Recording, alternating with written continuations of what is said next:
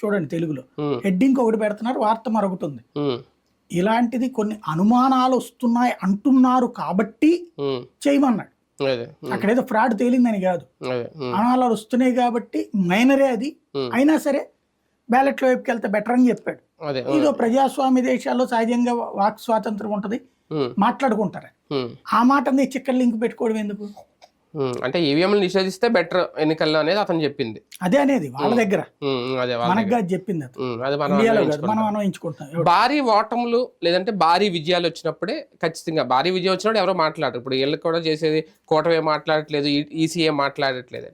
ఓటమి పాలైనప్పుడు ఖచ్చితంగా అంటే వాళ్ళు విశ్లేషించుకోవడంలో ఫెయిల్ అవుతారు, లేదంటే ఇది ఒక సాగ్గా కనిపిస్తుంది ఈవీఎం. ప్రతి ఎలక్షన్కి ఇదే జరుగుతుంది, దానికి ఇంకా ఆల్టర్నేటివ్ లేదా? ఇప్పుడు ఇంతకు ముందు ఓడినప్పుడు రిగ్గింగ్ చేశారు, దాడులు చేశారు అనేవాళ్ళు, ఉమ్, ఇప్పుడు ఈ మాట అంటున్నారు. ఉమ్, ఉమ్, అదొక సాకు ఎప్పుడు ఉంటది. ఉమ్, సాకు అన్నప్పుడు టోటల్గా ఎలక్షన్ రద్దు చేయాలి, అంత మించి ఇంకేం లేదు.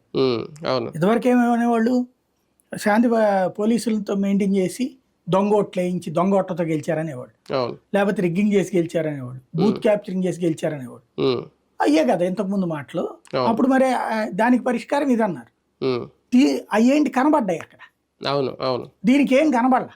ఉమ్, ఇది ఊహ, ఉమ్, అది వాస్తవం. అవును. వాస్తవానికి